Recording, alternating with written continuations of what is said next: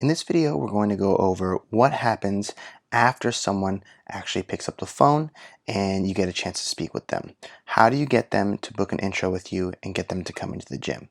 So what happens when someone actually picks up the phone? The first thing you're going to do is say their name and say it like you were really, really excited.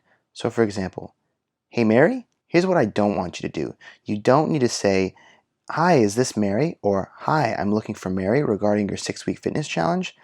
Saying this in this way implies that you don't know who you're speaking with, and this will put them at a distance. This will make them put their guard up even more. And it's also a lie because you do know who you're talking to. You have their name, their cell phone number, their email. I mean, they gave you all of their information, so you should use it. This is also a really antiquated way of calling people and speaking with them on the phone. No one really uses a landline anymore, and I don't know anyone who has someone else pick up their cell phone.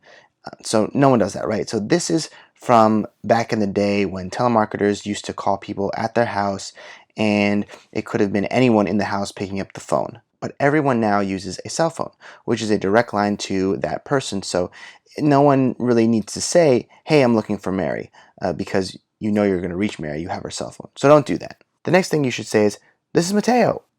And for that little pause, she's going to try and figure out, well, who's Mateo? Who is this? And then you'll go, "From Bowery CrossFit in the Lower East Side." And she'll still probably be a little bit confused. And then all you're going to do is say, "I'm just calling because you signed up for our 6-week challenge on Facebook."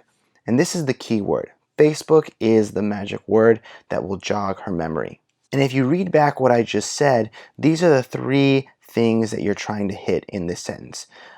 You're trying to mention, Bowery CrossFit or 321 Fitness or whatever. The gym or fitness is the key word there. Fitness is important. Then the town or local area, so Bowery CrossFit in the Lower East Side. And then that it's a 6-week challenge at my gym that you found from Facebook, right? So 6-week challenge from Bowery CrossFit, and you found out or heard about it from Facebook.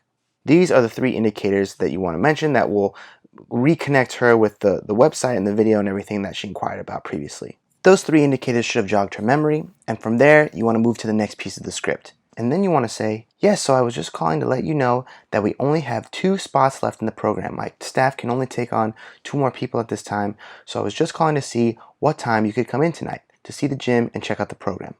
I'm here until 9 p.m. tonight." That last piece is critical, and we'll talk about that more in a second. For me, I have people at my gym until 9 p.m., but for y'all, whatever it is that you start to close up, you can say, "I'm here till 8, I'm here till 9, whatever works for you." Again, our goal is to schedule someone for an appointment that same day or the next day. Otherwise, your show rates will decrease significantly. Scarcity and urgency is key here. It's how you're going to get people to act, to take action. It's why procrastination is such a scarily effective way to get people, myself included, to start working. If I know I have less time, then I know I have to act now. So the same goes for your lead nurture with your prospects. It's not scammy and it's not being dishonest, especially for some of you who are solo operators. Taking on 2 more clients is probably all you can do in a week. And that's a lot of work there. So don't feel like you are lying or being dishonest. Scarcity and urgency is key. And that's what we're trying to communicate in this call with the prospect. So the scarcity piece, there's only 2 spots left. The urgency piece is, if you want to sign up, you have to come in, and I'm only here until 8 p.m. tonight. I'm only here until 9 tonight. And you have to believe this when you say this on the phone. "Hey, if you can't make it into your appointment tonight, I'm sorry, but you won't be able to get a spot in the program. That's it." I was thinking about this the other day. At my 2 gyms, CrossFit Rittenhouse and Hudson River Fitness, we run the campaigns that we teach you to run here. At Bowery CrossFit, where I used to manage that space, we ran both the types of challenges that we advise in the course, where it's some combination of one-on-one and then into your group classes. But we also used to run the New You Challenge style, where you'd have a separate class with its own coach.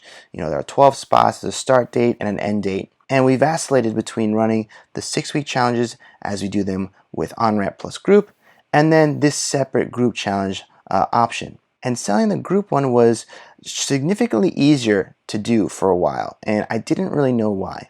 Well, I shouldn't say that. During the week before the challenge started, before that start date, selling became a lot easier. if I started marketing for this challenge 4 weeks prior to the start date, I would have people in the beginning who would no-show or say, let me think about it. But during that last week, everyone showed up to their appointment, and the majority of the sales also happened in that last week. Really in the last weekend before that Monday start date. Because if you didn't sign up by that Friday, you would not have a spot on Monday. And I think that is the key difference for why it felt so impossible to sell this other type of membership or on-ramp or front-end offer when comparing it to this group version. But you can recreate that scarcity with this script and for your program right now. You want to do everything in your power to get the prospect to show up for their first appointment. You don't want to give them an option to reschedule because one, that's going to be more work for you to coordinate, and two, more likely than not, they're not going to show up for that appointment anyway. So scarcity is the key to everything. So think of it this way, and this is what you need to believe in your guts, in your heart of hearts. If you're in the business to help people, then you need to, grab onto that and keep that in your mind constantly. That if they don't book the appointment with you tonight, if they don't show up to their appointment, you won't be able to help them. And so that is the scarcity and the urgency right there. Latch onto that feeling. And then you'll be able to speak honestly with them on the phone when you say, hey, we only have 2 spots left, and if you can't make it in the gym tonight, then you won't be able to join the program. Now you might be thinking, well, if I scare them away, I'll miss out on the opportunity to sell them later on in the future. But that's not really true. If they aren't coming in now, then they are most likely not going to come in later because it's not important enough to them at this moment. Rapport is the other most important thing here. So be happy, be upbeat when you're on the phone, be excited, and let them know that you care. If some of your staff is going to sit down and do these calls, listen to how they sound. Take some time to listen and audit their phone calls. And make sure that if you do book the next day, let them know that, hey, if you're not going to make it into your appointment tomorrow, then you won't be able to do the program. This happened to me just the other day. I booked an eye exam at Warby Parker, and after I booked the appointment, the page said, hey, please don't be late. If you're more than 5 minutes late, we won't be able to take you. It's not fair to the other people who have appointments that day. And I was going to be late, let me tell you. And you should have seen me. I was literally running down the street to make sure I made that appointment. But this stuff works, right? And that's my point. So take the time, take the calls, be happy, be friendly, be upbeat, and get them to book that appointment and let them know, hey, we'll have a few spots left. If you can't come in tonight, you won't be able to join, but we really want to help you. So please, can you come in tonight at 8? And then that's it.